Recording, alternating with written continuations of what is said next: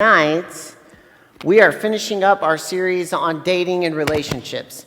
And I started this series a few weeks ago. Sorry.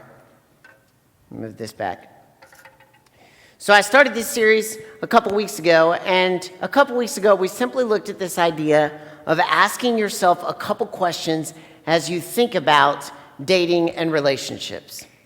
And those couple questions are, what do you want? And what are your priorities? And I encouraged you guys to take this line of questioning very seriously, to really ask yourself, what is it that you want? Let's get beyond the physical attributes of what we're looking for in... Is that me? Yeah, that's crazy. Hold on, let me see if I can make this better. All right, let's try this again. Let's get beyond the physical attributes of what we want in someone we're willing to date.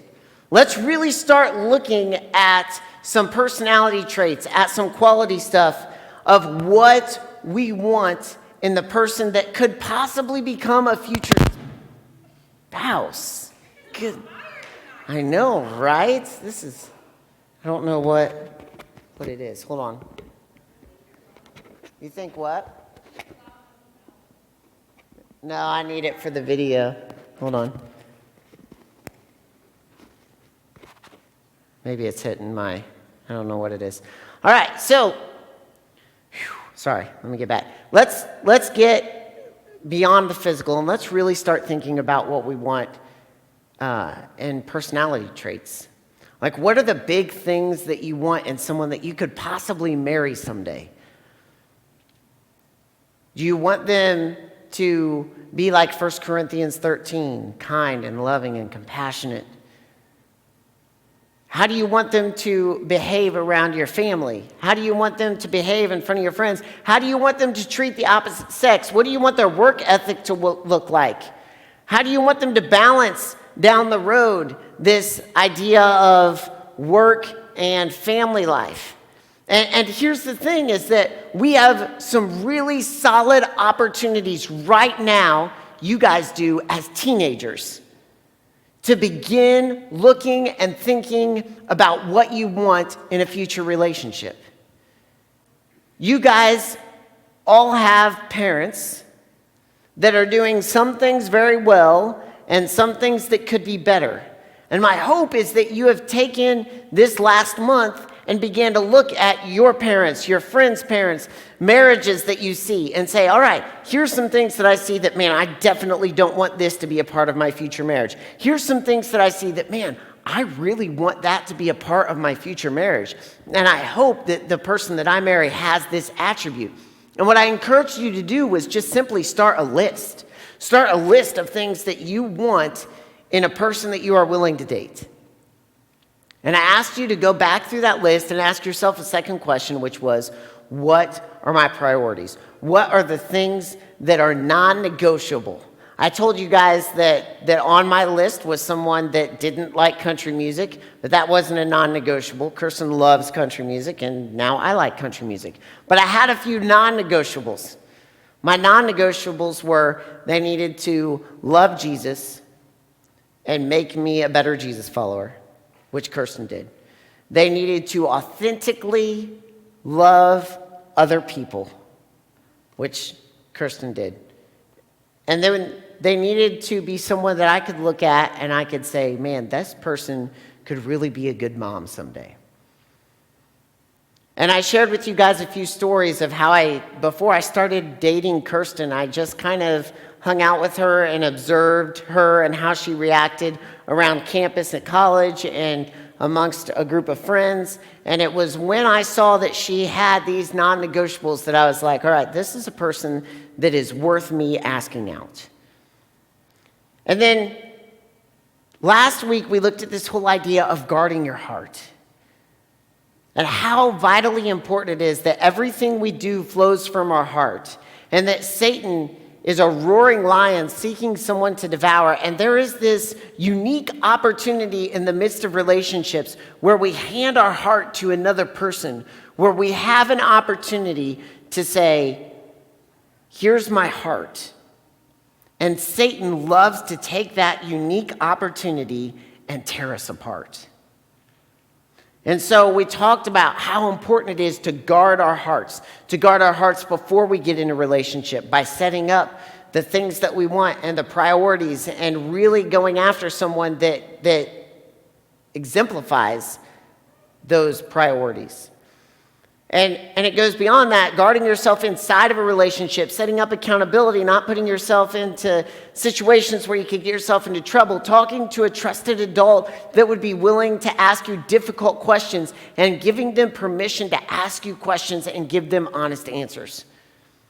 And guarding yourself outside of a relationship and guarding yourself in the area of purity and pornography and making sure that you are setting up accountability and that your heart is guarded because everything we do flows from our heart. And tonight, I simply want to look at this idea of where your identity lies. You see, for me, as a middle school student, my identity lied in if I had a girlfriend or not, because I really, really wanted a girlfriend. In high school, my identity lied in if I was good at sports or not, because I really wanted to be good at sports. And at the end of the day, this world tries to throw all of these things on us that says where our identity and what makes us who we are. But at the end of the day, our identity lies in Christ. Kirsten and I, most of you know, have 4 kids, Brinkley, Clark, Tate, and Luna. There they are right there. Look at those cuties, right? And so from a very, very early age, we started telling our kids very intentionally, it's not what's on the outside that counts, it's what's on the inside. If our kids have heard that phrase once, they've heard it a million times. It's not what's on the outside that counts, it's what's on the inside. And here recently, like within the last 6 months or so, Luna, our youngest right here, Luna has been coming out and she's gotten dressed all by herself. And she said, "Look at me, I'm so cute and beautiful in this shirt. I picked this shirt so that I would be beautiful." And Kirsten and I, we get down on her level and we kind of grab her shoulders and we say, "Luna, you are so beautiful. But it's not this shirt that makes you beautiful. What makes you beautiful?" And she points to her chest. And we say, "That's right. It's what's on the inside. It's the essence of Luna that makes you beautiful."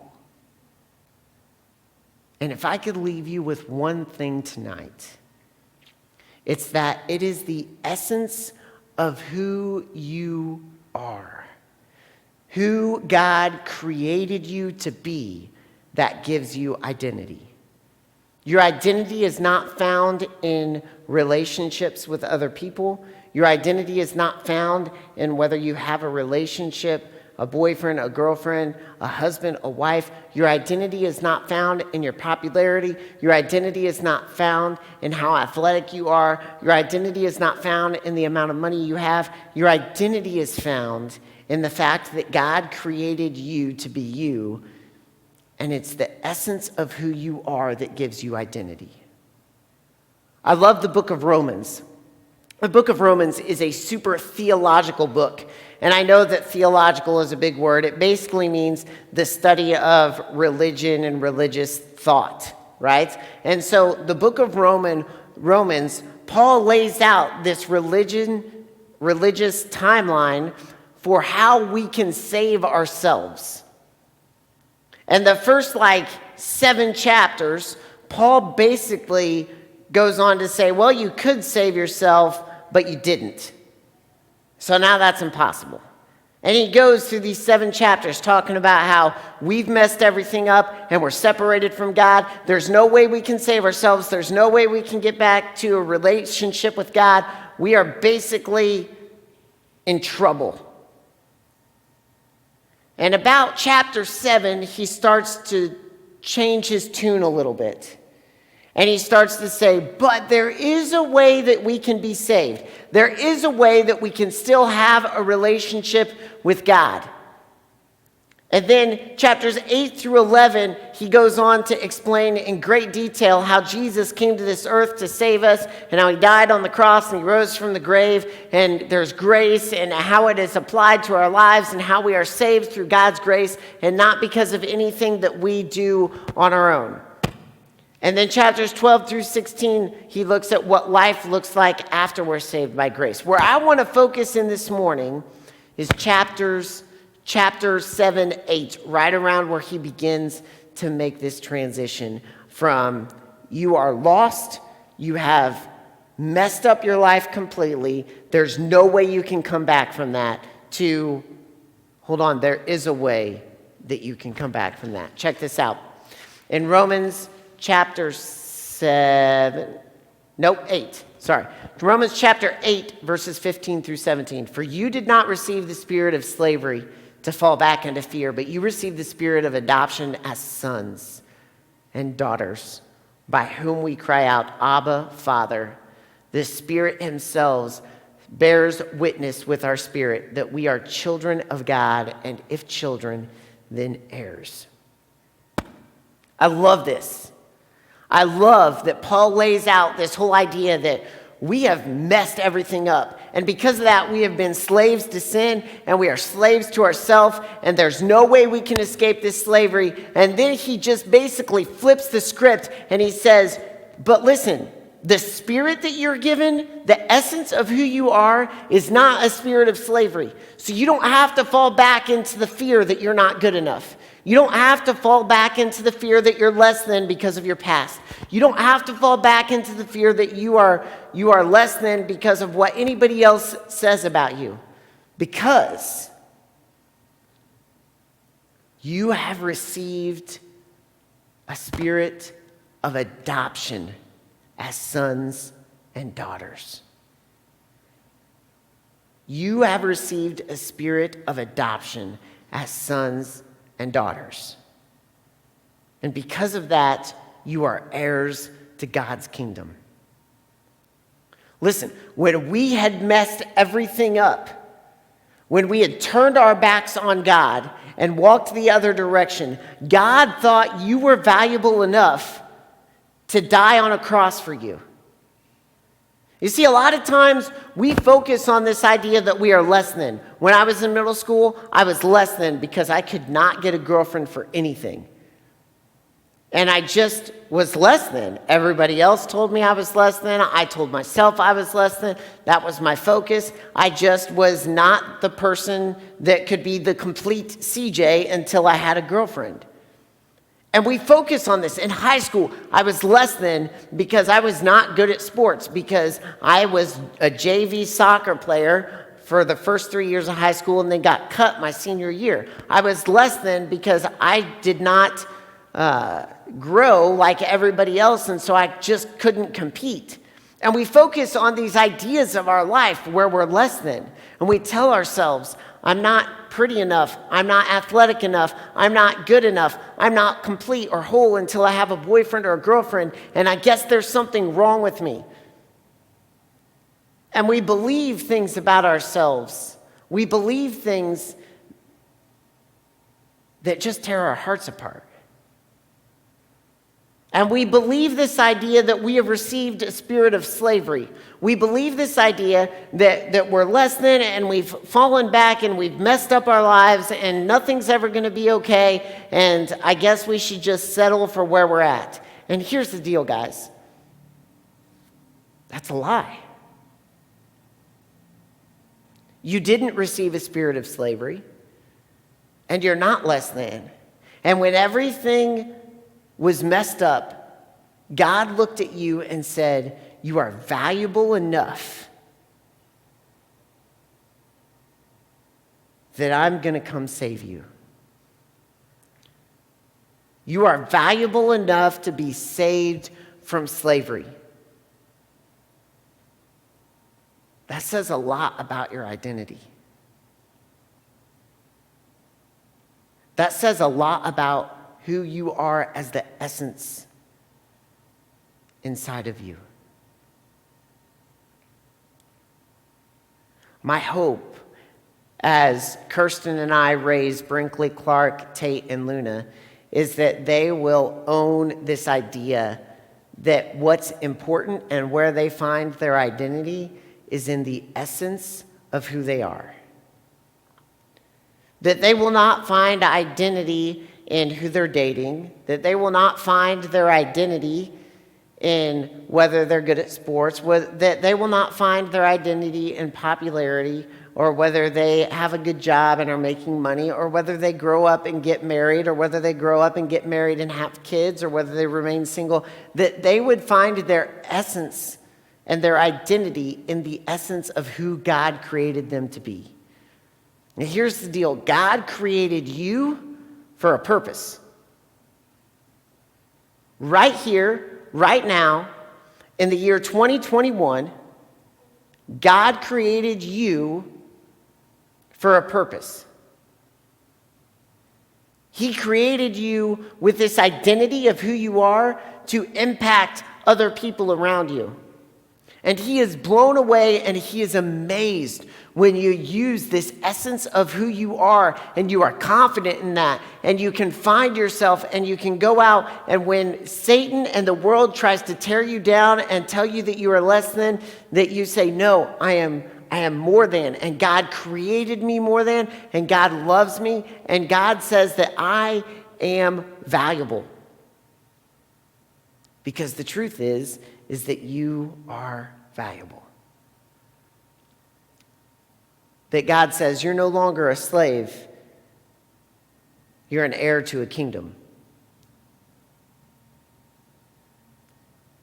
And when we find our identity in ourselves, it gives us the courage to take that list that we created a couple weeks ago about what we want in a relationship and say, I know this guy is interested in me,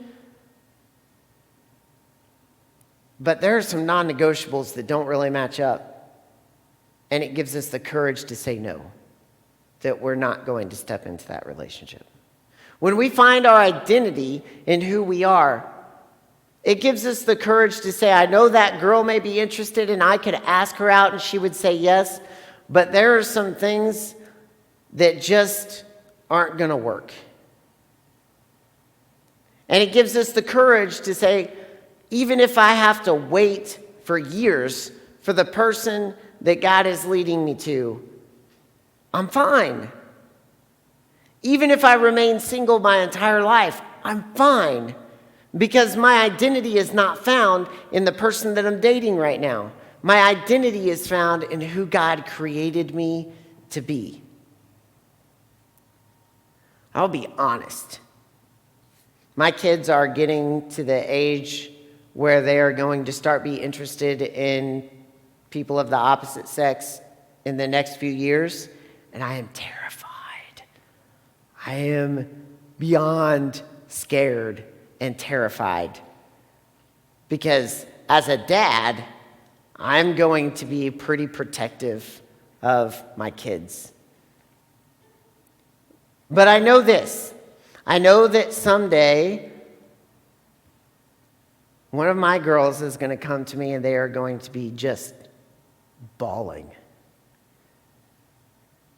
because some boy doesn't like them, or because some boy that they were dating broke their hearts.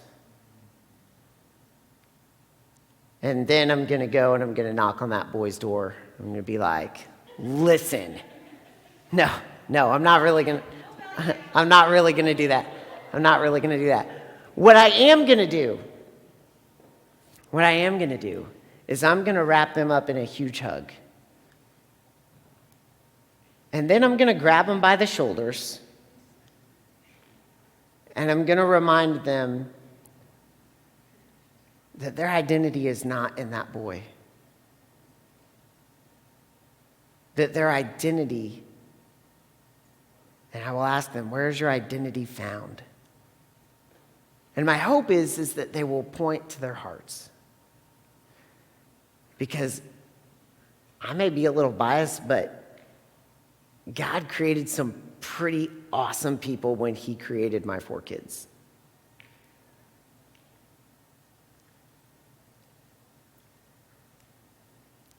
And I don't know if you have someone that speaks that into your life or not. But I can tell you this. I can tell you that when God looks at you, he says, I created a pretty awesome person when I created you. You don't have to search for your identity in another relationship. Search for your identity in Christ, in the essence of who you are and who you were created to be. My practical challenge this week is simply this. A lot of times we need someone to simply speak into our lives, to be that person that says, man, when God created you, he created something special. And I don't know if you have that in your life or not. I hope that you do. But whether you do or not, this week, I simply want you to find a trusted adult and ask them to speak that into your life. That you would find a trusted adult and that you would ask them to say, you know, when God created you, man, he created something special. And if you don't have an adult in your life that's willing to do that, we have leaders here that care about you. I know I would be willing to be that adult. My wife would be willing to be that adult. Because we all need reminded that our identity is not found in other people. It's not found in the things of this world.